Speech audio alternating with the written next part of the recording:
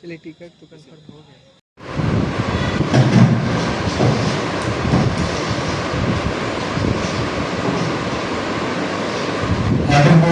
उपस्थित हमारे चेयरपर्सन महोदय और हमारे असलम सर,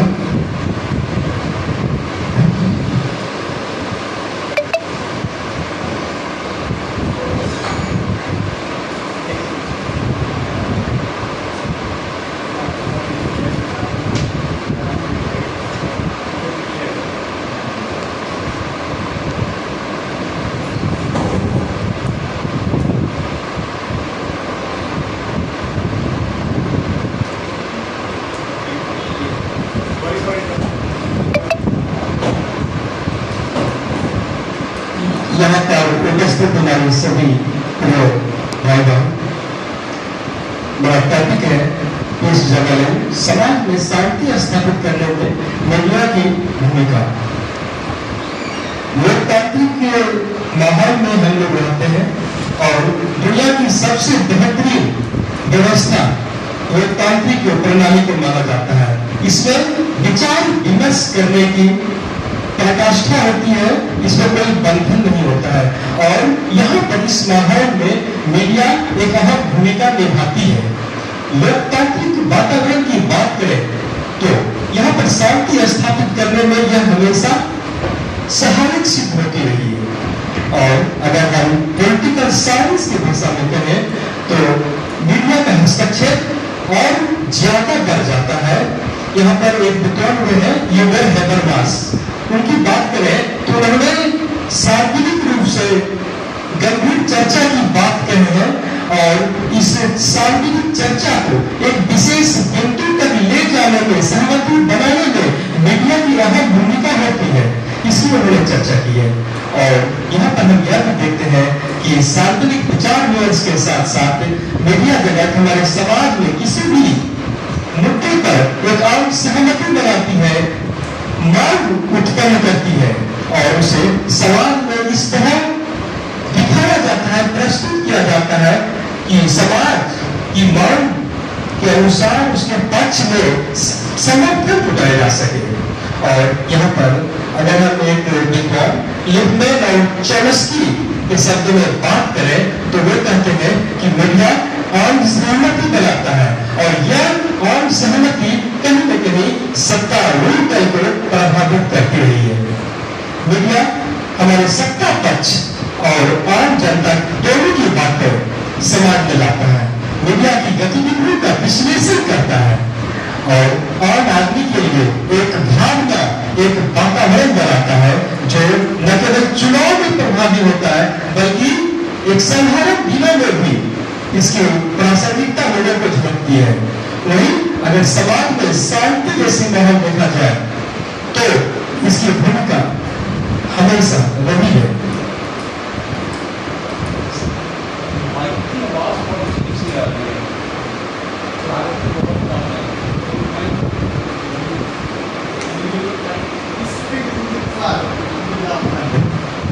वही दूसरी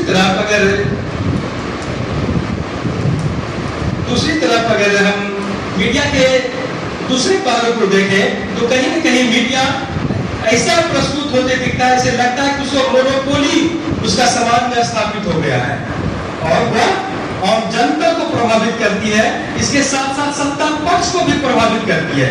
और मीडिया जगत जनता और सत्ता दोनों को अपना नियंत्रण में रखना चाहती है, दोनों पक्षों से मुक्त भी होना जैसी भूमिका में अपने आप को दिखाती है। और मीडिया जगत यदा विज्ञापन को भी समाचार के रूप में प्रस्तुत करती है, इससे भी आम जनता को कभी कभी विरोधाभास दिखती है।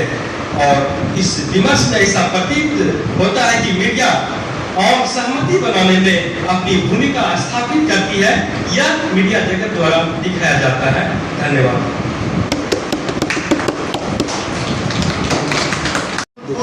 We condemn abuse in society and ahimsa, which means non-violence.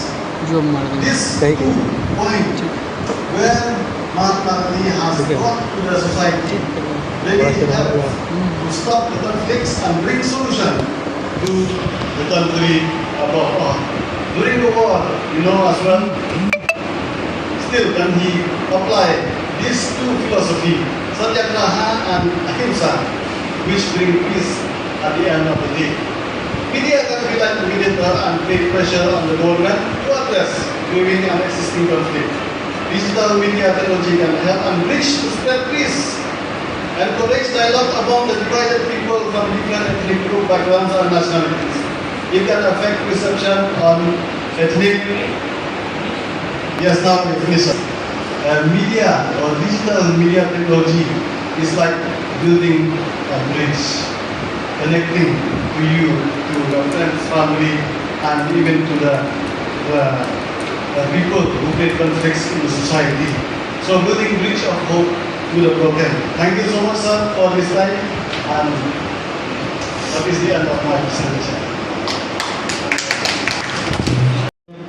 Thank you very much to Prosper Lamer for his beautiful lecture. Now I would like to give presentation Dr. Sangorian Tinson. Is Sangorian Tinson present? No, maybe. University of Science and Technology, Meghalaya, USTM. Not present. Next, Dr. Nikhilesh Kumar. Person Professor Muhammad Iqbal Shaheen Khan, dear moderator, esteemed presenters and my dear audience, a very warm afternoon to one and all. My name is Sana Heather. I am a research scholar in the Department of Linguistics at Aligarh Muslim University. And in my PhD, generally I do critical discourse study of electronic news media. And this is my first attempt to analyze news media from political science perspective. I hope I'm able to make some contribution to this relevant field. So let's see. The topic is conflict reporting of Kashmir towards or away from peace journalism. So the topic basically has two different parts. One is Kashmir is a conflict area, and secondly, peace journalism. Let's start with the first one. Kashmir is a conflict area. So now if we go back to the history of the Kashmir as a conflict, how this area has evolved into a conflict area, it's a very complex evolution because you have Dogra rule, then you have people being dissatisfied with Dogra rule, and then the partition of the country and so on and so forth. So for the dearth of time and for the limited space of the paper, we'll only focus on the very important aspects. Here it is the colonial seeds of conflict.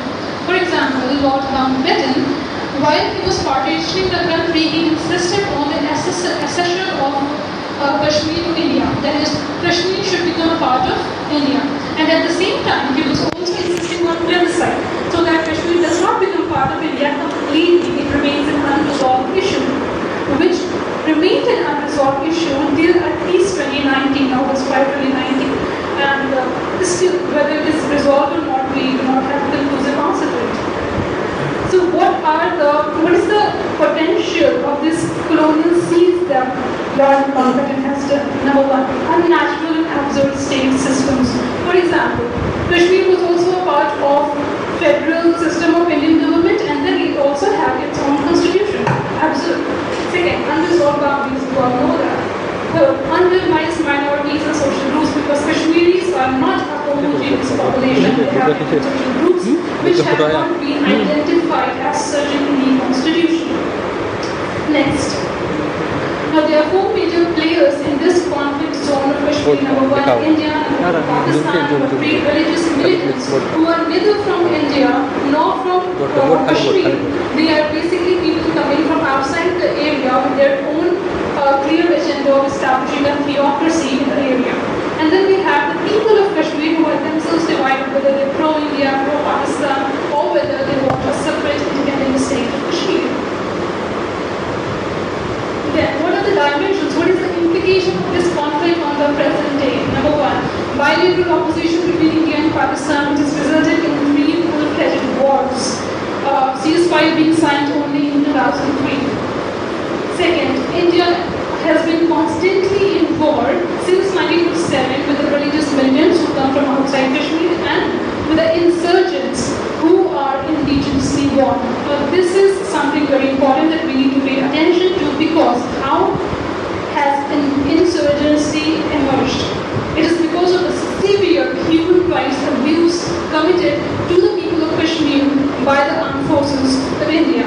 Now, Punan Pojpura being a horrific example, we all, I guess we all know that, and we definitely do not need to go into the details of it. So, now, basically it is a threat to the Kashmirian. Kashmirian can be translated into Kashmirism. There is a culture of the people of Kashmir. Whether it is Kashmiri Pandit, Kashmiri Hindu, Kashmiri Muslim, they all have their own flora, their own fauna, their clothing, their common cuisine. So it is a composite culture that they are fighting for, right? And this composite culture was protected by Article 370 of the Indian Constitution, which has now been abrogated. So now it is a threat to the Kashmiri culture as such. So now what happens? Some of the scholars of Kashmir have said that abrogation of Article 370 is basically a physical and symbolic assault into eliminating the Kashmiri culture. So in this whole atmosphere of complex conflict and severe mistrust, how does media, or what role does media play, or what it can play? From here we come to the concept of peace journalism.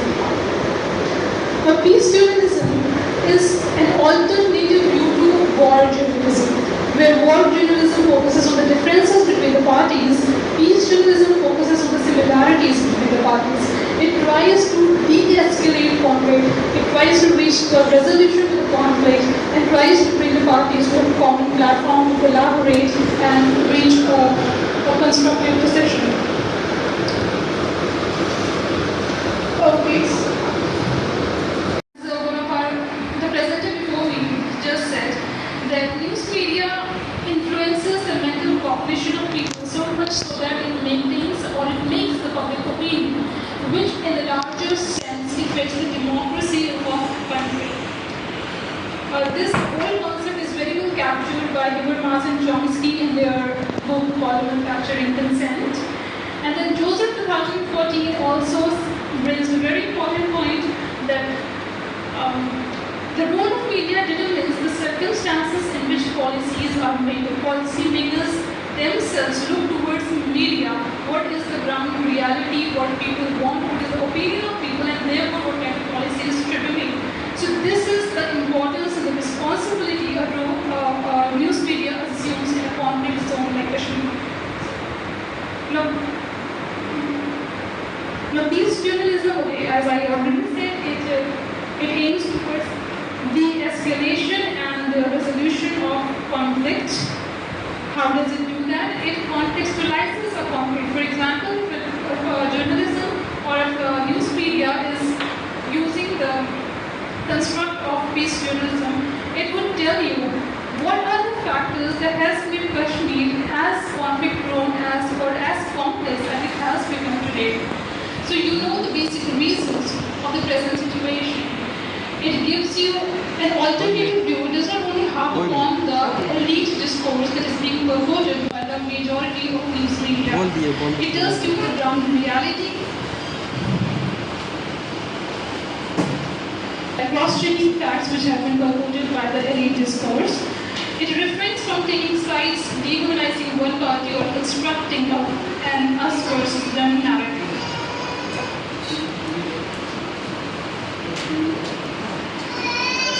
We have selected editorials from the Indian national media called the Indian Express. Now, editorials have been selected because they are supposed to be well researched. Now, for our analysis, we have selected 4 topics on which we have tried to search the editorials. The topics are: editorials should be published on August 5, 6, and 7, 2019. Second, editorials that tell you about the media policy employed in Jammu and Kashmir. Editorials that tell you about the role of judiciary in the crisis of Jammu and Kashmir. And then the editorials that tell you about the army and police situation in Jammu and Kashmir. A total of 9 reports have been analyzed, and the methodology used for the selection of these editorials is non-random purposive stamping. Now from the selected editorials, we have certain elements of peace journalism that we have tried to find whether they are present in those editorials or not. So these are 4 points that we have analyzed. Number 1, contextualization of the issue reported. Number 2, elite versus peripheral account. Number 3, suggestions given. And number 4, what it excludes. That is, what is the information that the editorial is not telling you, because this gives you a critical stance into the ideology of that editorial itself. We do not have a ready-made hypothesis because we do not have preconceived notions about what we are discovering. It is basically an exploratory qualitative research. So I won't bore you with my analysis, so I will directly come with on my findings. That after the analysis of all the editorials, what are the findings I have reached? Number 1, although the editorials are very clear in their stance, they are critical in their approach, but they are clearly for an educated reader. For example, the editorial presupposes a reader or assumes a reader who already knows the ground reality or already knows the basics of the conflict being reported on. It does not give you the detail to construct a narrative right from the scratch. All the editorials are neatly divided in 3 paragraphs as introduction, body, and conclusion. Then it is the content is very strong and straightforward and moves away from the elite discourse. That is, it cross-checks the information given from the margins. It is critical of the narratives purported and looks beyond the superficial narrative. And it does not refrain from asking questions and gives strong suggestions.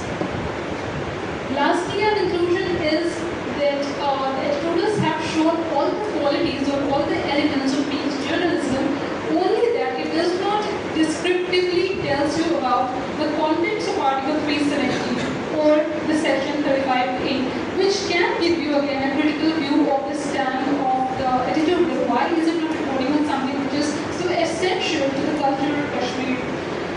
Lastly, I found that, as we said, that the editorials are for the educated population or for the general masses, because possibly we have a limited space of editorial, just 1 page, but then we also have an online mode. So possibly we can make the editorials more descriptive in the online mode, because in general youth today they study in the online mode.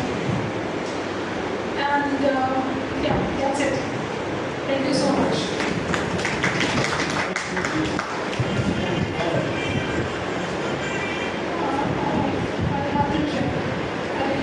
Maybe category, I guess.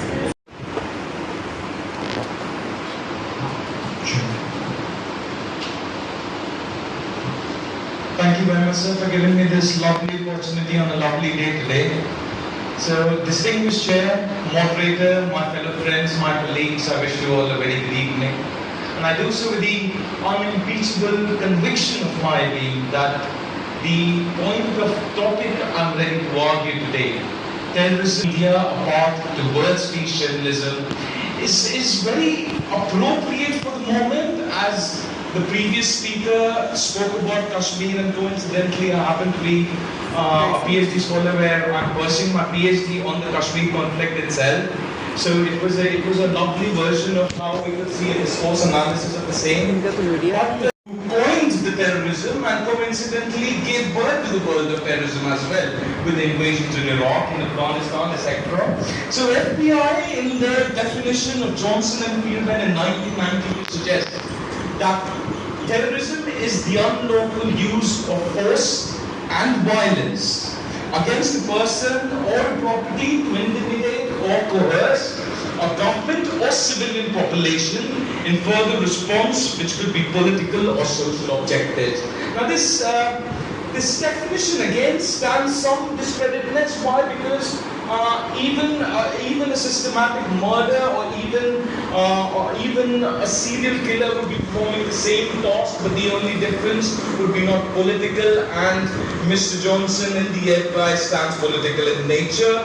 So to contradict the same, Paul Wilkinson, one of the greatest researchers on terrorism studies in 1987, gave definition very suggestive that terrorism can be briefly described as coercive intimidation or more fully as a systematic use of murder, injury, destruction or threat to create a climate of terror. Now, to create a climate of terror stands one of the most important aspects of this field of terrorism, as the word itself, when you break it down, terrorism. So it is the way to achieve your means, why the way to achieve terror into the society and create the amount of hysteria and panic in the society as well. So in this again, he declines the thought of being political in nature, where Bruce Hoffman, another good researcher, says that the purpose of terrorism or any terrorism organization would be in pursuit of political change, which stands correct. Could be any goals. Even Nelson Mandela was proscribed as a terrorist, where he spent 27 good amount of years in jail, where he was proscribed a terrorist by Margaret Thatcher, who herself gave him a Nobel Peace Award for his organization, Nkonto Asizwe, which was the African National Congress as well. So one man's terrorist is another man's freedom fighter is a very famous saying, but the account of killing of civilians to the account of killing of combatants and non-combatants is what differentiates both as well. So, there are two very good friends, Alex Kimmel and John Mann, in 1988. What they did, they analyzed 109 different definitions of terrorism.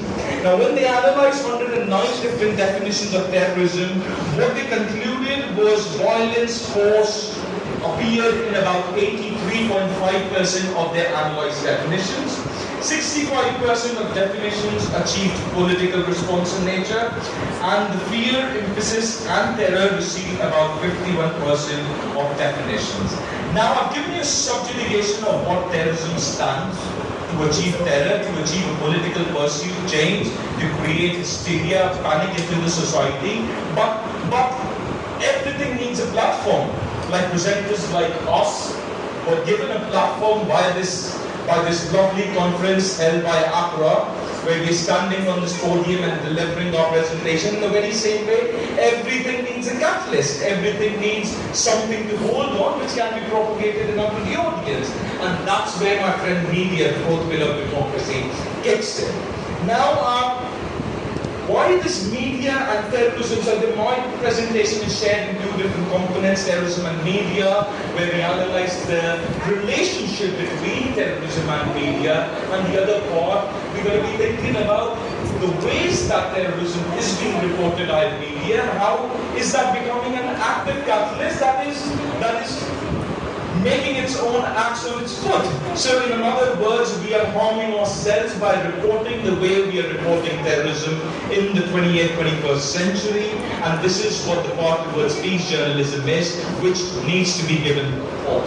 So Yvonne Jukes, a very famous criminal journalist, and Steve Chibnall in 1977, and Yvonne Jukes in 2015, what they did, they gave a system of news values, which can be defined as the decisions and the judgments that the journalists and editors usually make about which news should be coming in media visibility, which news is spurious, which news should be given up to the public and falls into the public interest and not into the interest of public. Because I would argue, my dear friends, that public interest and interest of public is different. Some would argue that it's the same thing, but yes, it's definitely the other thing as well. So it is the horrendous system of the news values justification that give media the authority, the right to cover terrorism the way they want to. Let me give you an example.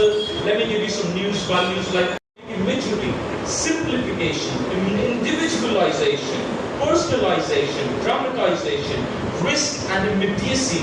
These news values, as suggested by the two co-authors as I mentioned, did discuss that these are the news values that absolutely fall. So crime is not a new phenomenon, it's been happening since the humankind was given its evolution.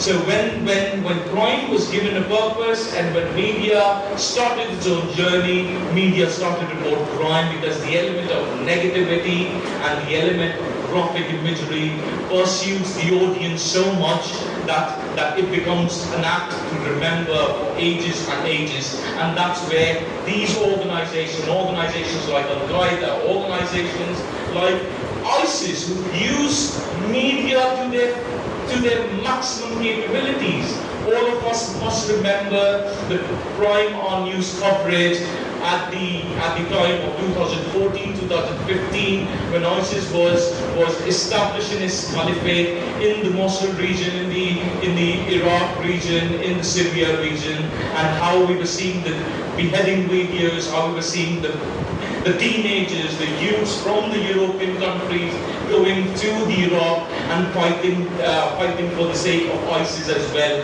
and how media with their over-sensationalistic, over-dramatic reports of a simple youth teenager who loved to play football is now a beheading agent, was a Jihadi John's statement. The famous Jihadi John who beheaded John Catley, who beheaded a lot of other people who were from Europe, from the United States, and was given full-time air coverage by good organizations like Fox, CNBC. Even our Indian Mr. Goswami did some brilliant news coverage, brilliant to be sarcastic at the minute. But yes, the media-oriented strategy.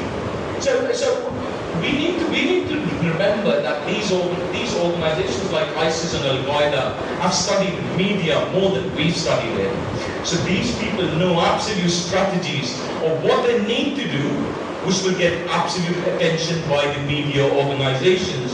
So according to Sherif Bassani, he states that the psychological effect of the particular violent act creates a considerably more significant effect than the act itself. So it's not important about just the beginning of what ISIS condemned or what ISIS did, but when that news coverage proclaims it to its audience with its 24/7 breaking news, with its with its concept of just feeding it to the public, so that the psychological eruption in terms of the target audience of the news channel becomes so impactful in nature that is still remembered even in 2022 for an act that was committed in 2014. So you remember the plot, you remember the graphic imagery, you remember absolutely everything what happened. So this is what we refer to as the media-oriented strategy, which is used perfectly by the media, by the terrorists, So done over there, it's done with these targets, with this location. It will be deployed in media for years and years to come, and every year we get to know the same thing over repeated and again. So the effect of terror has been maximized by the media. So my other friend Gabriel Beeman, who is another brilliant academician, he referred to this as the theater of terror. Now, theater is a very cinematographic word. You know, when you look at theater, you look at these editing styles, you look at these flipping newses that come in front of you with this so vibrant graphic imagery that it gets remembered, it gets feeded. So, and it's recorded in ISIS and the State of Terror that was written by Stern and Berg in 2014, where that kidnapped journalist was actually feeded, was nurtured by ISIS for months before he was finally killed. He was reciting songs, he was reciting slogans and all the propaganda material that ISIS wanted to feed to the media, which media feeds to the public. So this relationship is so horrendous in nature that one starts to think that who is more literate and who is more sophisticated and knowledgeable with his usage of media? Are the media experts, or are these people like Abu Bakr? Publicity by the media, which the terrorists strive for. Now, media representation of religion is a very important concept. Media creating stereotypes. For me, I've taken the case study of Islam, and you can also refer to it as media media representation of race and ethnicities across various global platforms, Islam of race as black race as a race, and you get to know that how things are shaping. So media, so Shortridge's urban government describes frames as schemes of interpretation that allocate individuals to race. Now, if you look at the media representation of ethnicity and Islam specifically, the use of negative language in headline while representing the British Muslims, as I am from a British university and I'm pursuing it from the UK, so I've taken my case study of the British Muslims in the UK, is a serious concern. So the headline of the stories frame Muslims as fundamentalists, militants, undemocratic, violent fanatics, and the stereotype presented by the media associate Muslims with the context of war, conflict, violence, disunity, and sexism. That was a report submitted by the Cardiff University and the Don in 2001, by Poole in 2002, Richard in 2001, and Van Dyck in 2000, which have all shown that these are the gender stereotypes that were created by the media when we talk about the British representation of Muslims in the UK. Now, this particular impact, I want to read some of the headlines which were the headlines of some national newspapers in the UK. Most common used words were terrorist, extremist, Islamist, suicide bomber, and militant.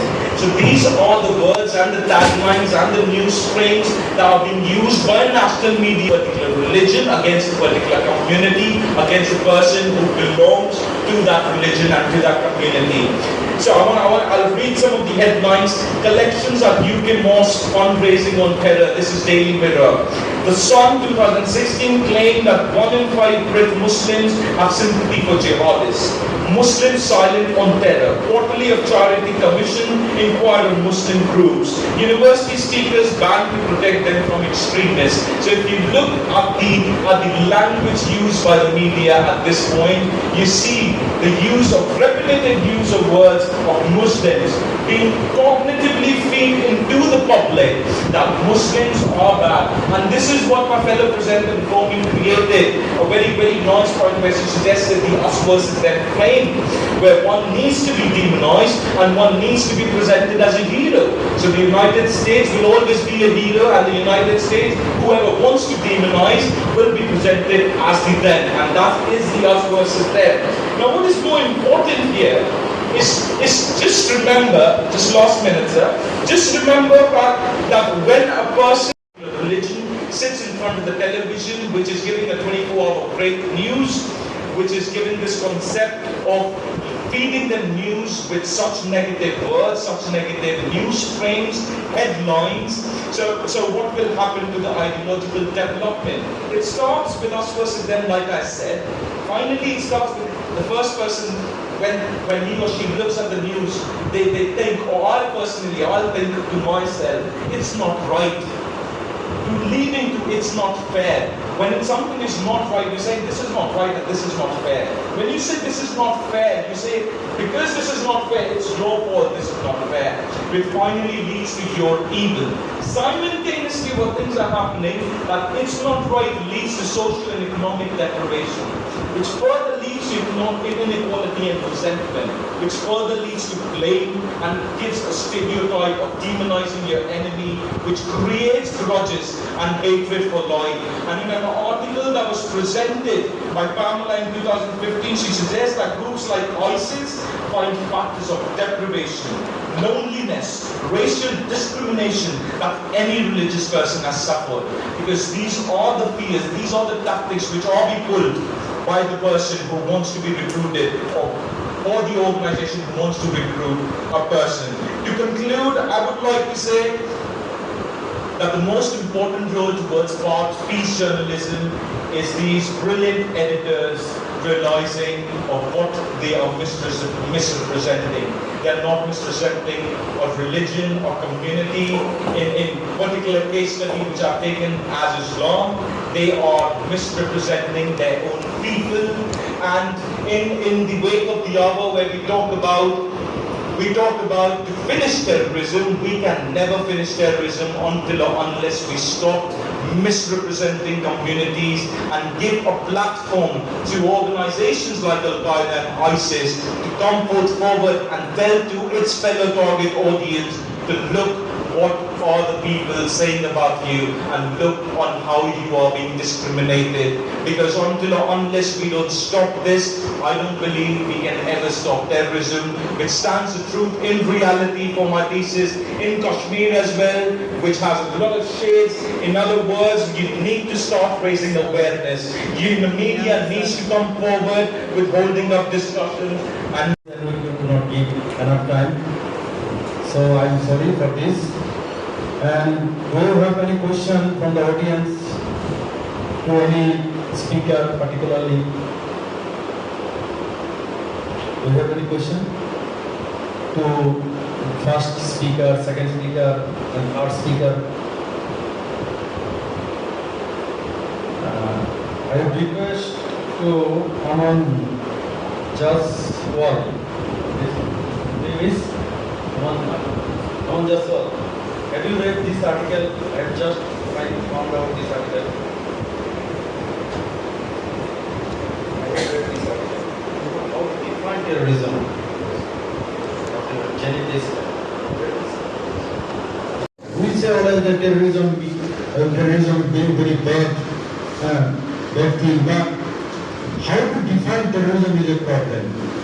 For example, in this article given by Jenny Desmond, there is a reference given there in a newspaper. Name is pounds of this some line stuck into an inch pipe, gas or water pipe, plug up both ends, insert a cap with a fuse attached, place this in the neighborhood of a lot of rich locals who live by the sweat of other people's brows and their most gratifying result will flow. That means if you throw bomb to a rich man who exploit poor people, then it is good thing. So, defining terrorism actually has several variations. It depends on the use. And once upon a time, we would say that terrorism is bad. But now, there is a concept of just war theory. Have you heard just war theory? And just war theory is applied to terrorism concept, or whether terrorism is morally justified or not. There is a debate, okay, using this just war theory. About media, today's sessions theme is media ethics, role of media, but I am not expert in media. But what you understand that once upon a time media was meant to only print media. Only print media would give news, the past news. Then we have seen the television, electronic media. Electronic media, there are some television channels would give news. Now, for internet, social media emerges. Now there is actually control. Different people, this social media use different ways, and this is there comes biased news. Okay, so this is the problem. There is no actually registered news, and people are convinced from this social media news. Okay, so for this reason, media should be responsible. That's why the question of the ethics in media ethics is a new issue, media ethics.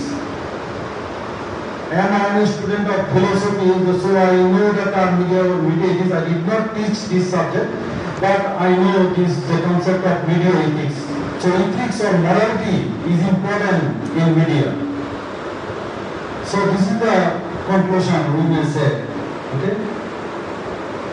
So thank you very much again for your brilliant papers for your brilliant presentations. We could not give enough time. If we put enough time, then we will be benefited more. So, thank you all. Thank you. There are other spectators, okay, viewers here in this room, especially the students of USDM, and thank you, moderator, dear moderator, and I can speak with him in Bangla language as I am from Bangladesh and he is from Assam and he can speak also Bangla. And I can understand the Assami language also, same language like Bangla. Okay? Thank you. I hope you have enjoyed. So thank you very much. Now I am concluding the session.